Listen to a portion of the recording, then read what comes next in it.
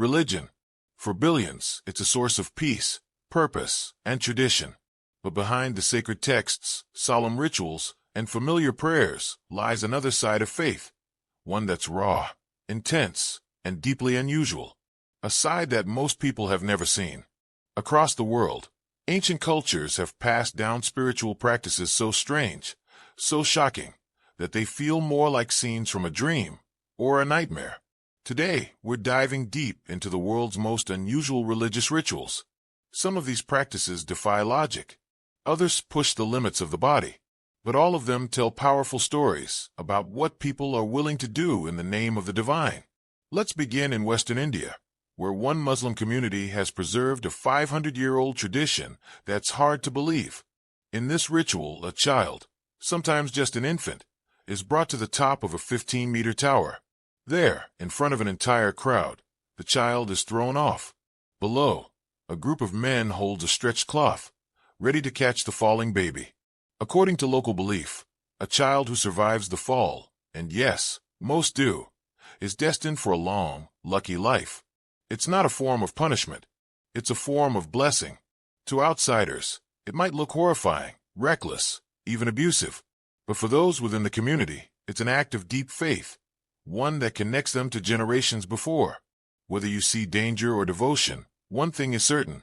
This ritual blurs the line between risk and religion in a way few others can. Now we turn to Haiti, the birthplace of Voodoo, a religion often misunderstood and rarely seen in its true form. Voodoo is a unique fusion of African spirituality, indigenous practice, and elements of Catholicism.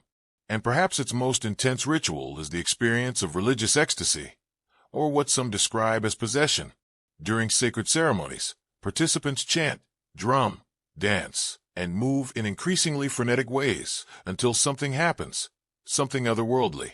A divine spirit, called Aloha, is said to enter their body. From that point on, the person no longer acts as themselves. They scream, they twist, they speak in unfamiliar voices, sometimes collapsing, sometimes mimicking the behavior of animals. What may look like madness to an outsider is, to the believer, a sacred moment of communion with the divine. In these rituals, the body becomes a portal, and the soul becomes a passenger. Death is typically seen as the end of one's spiritual journey, but not for Mormons. In one of the most quietly radical religious practices in the world, members of the Church of Jesus Christ of Latter-day Saints perform baptisms on behalf of the dead. The idea is this: a living person is baptized in place of someone who passed away, often a relative, giving that person the opportunity, beyond the grave, to accept or reject the gospel. It's not forced. According to Mormon doctrine, the deceased soul still has the freedom to choose. If they accept it, the baptism holds eternal power. If not, it has no effect. This ritual, typically held in sacred temples, has sparked controversy around the world. But for Mormons, it's a profound act of love, an offering of salvation to those who never had the chance to receive it while alive. From spiritual rebirth to radical simplicity, Jainism offers one of the most extreme paths of devotion in any religion. Jain monks in India take vows that go far beyond prayer or fasting. They give up everything, including clothing. True Jain monks walk naked, having renounced not just material wealth, but even their own identity. They believe the path to enlightenment lies in total detachment. But it goes even further. Their commitment to nonviolence is so absolute that they sweep the ground ahead of them with soft peacock feather brooms, to avoid stepping on and killing even the tiniest insect. They wear cloth masks to avoid inhaling bugs, and they refuse to cook for themselves, to prevent the accidental harm of plants or microorganisms. This spiritual discipline also has its dark side. Jain monks believe that women cannot achieve true purity in this life. Instead, a woman must die and be reincarnated as a man before she can attain full spiritual liberation. In Jainism, peace comes not just from the absence of violence, but from the rejection of nearly every earthly thing. In another part of India, a different ritual unfolds, one tied to food, caste, and spiritual purification. On certain days, high-caste Brahmins gather to eat a ceremonial meal. When they are done, they throw their food scraps on the floor. Then, people from lower castes, or sometimes any devoted believers, crawl across those scraps on their hands and knees. It's not an act of humiliation, at least, not to the participants.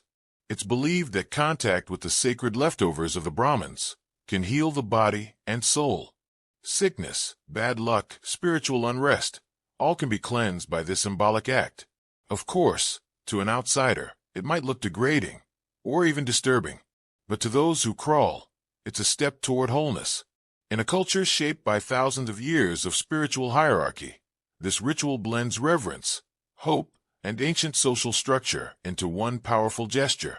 So what do these rituals tell us? First, that religion is far more diverse and far more intense than many people realize. Each of these practices is shaped by centuries of belief, culture, and storytelling.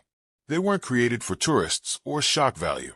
They were born from deep spiritual needs. Needs to protect children, needs to honor the dead, needs to connect with gods, needs to escape the violence of the world, or the violence inside ourselves. And second, these rituals show us how thin the line is between devotion and taboo. They force us to ask uncomfortable questions. When is tradition too dangerous to preserve? When is culture too sacred to question? And how far are we, as humans, willing to go in the name of faith? What do you think? Which of these rituals shocked you the most? Was it the child tossed from the tower? The spiritual possession in Haiti? The idea of baptizing the dead? Or walking naked through the streets to avoid harming a bug? Every culture has its customs. Every faith has its mysteries. But some go far beyond what most of us can imagine. If this video opened your eyes, sparked your curiosity, or challenged your assumptions, make sure to like, subscribe, and share. We've only scratched the surface of the world's most unusual religious rituals, and there are so many more waiting to be uncovered. So until next time, keep asking questions, keep seeking truth, and remember, what seems bizarre to you might just be sacred to someone else.